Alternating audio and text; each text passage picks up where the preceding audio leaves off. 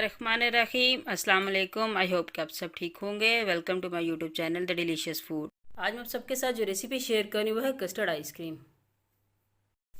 इसके लिए यहाँ मैंने 5 टेबल स्पून दूध लिया है, ये रूम टेम्परेचर पे।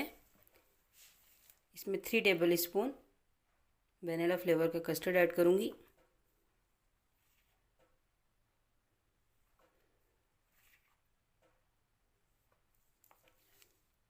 इसको अच्छी तरह से डिज़ोल्व कर लूँगी फोक की हेल्प से।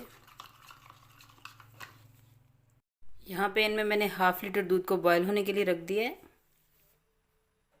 दूध में बॉयल होना स्टार्ट हो चुका है, आप देख सकते हैं। इस स्टेज पे मैं 4 टेबल स्पून शुगर ऐड कर दूंगी। शुगर आप अपने टेस्ट के अकॉर्डिंग ले सकते हैं। अभी शुगर को विस्क की हेल्प से थोड़ा मैं डिज़ोल्व कर लूँगी। शुगर डिज़ोल्व हो चुकी है। अब ये जो मैंने कस्टर्ड को बीट करके रखा था ये ग्रेजुअली ऐड करती जाऊँगी। अभी फ्लेम को बिल्कुल मीडियम टू स्लो कर देना है और ये कस्टर्ड का प्रिपेयर जो पेस्ट है ये ऐड कर दूँगी मैं।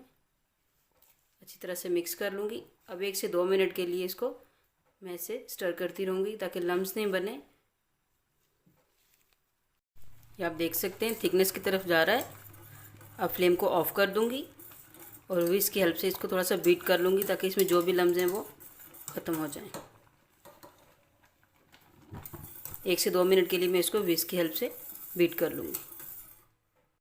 कस्टर्ड को मैंने बीट कर लिया है। अब इसको रूम टेम्परेचर पे 10 to 15 मिनट्स के लिए मैं ऐसे ही छोड़ दूँगी। उसके बाद इसको हाफ एन आवर के लिए रेफ्रिजरेट कर लूँगी क्योंकि मुझे ये चिल्ड फॉर्म में चाहिए।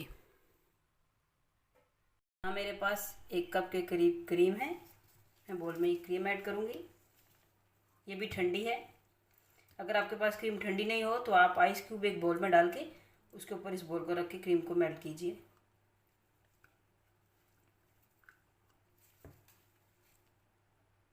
और इस क्रीम को मैं व्हिप कर लूँगी।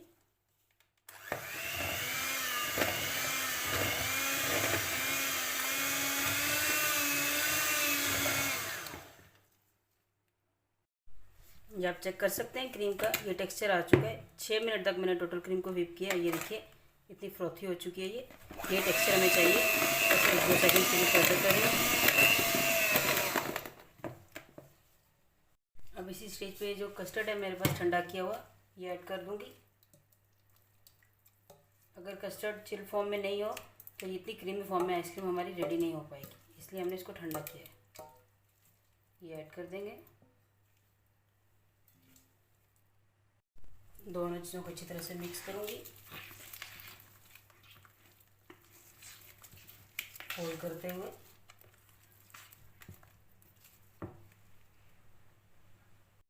और अब फिर से कुछ सेकंड्स के लिए इसको बीट कर लूँगी ताकि ये दोनों चीज़ें रुक जाएँ।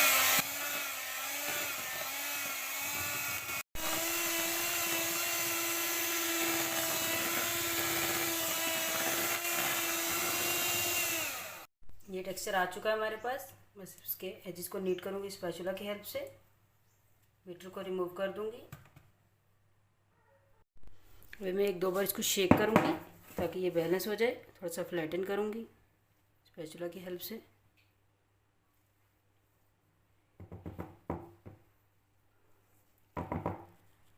एक फॉइल पेपर की हेल्प से मैं इसको कवर कर दूँगी।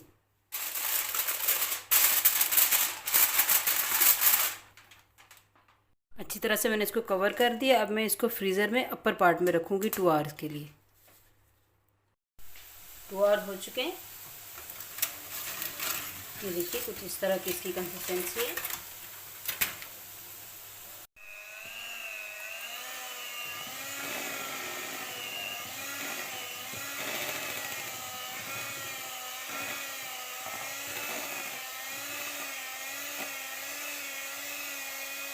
अब इस कंटेनर में ये बैटर मैं पोर कर दूंगी।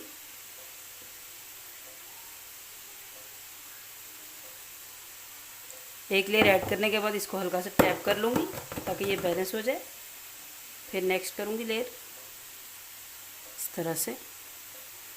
आप चाहें तो इसी स्टेज पे इस पर ड्राई फ्रूट्स ऐड कर सकते हैं। मैं टॉपिंग में करूँगी।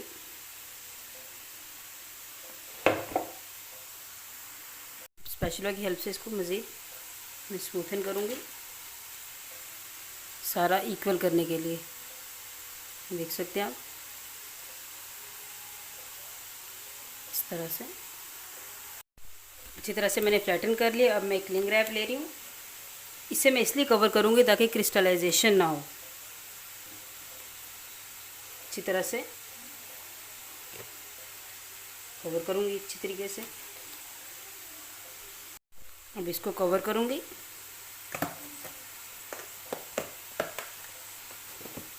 अब मैं इसको फ्रीज़र में 8 आवर्स के लिए रख दूँगी। बेटर रिजल्ट्स के लिए आप इसको ओवरनाइट के लिए फ्रीज़ कर सकते हैं।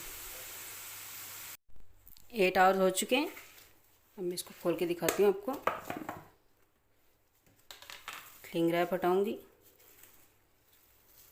ये देखिए, अब स्कूप आउट कर लूँगी मैं।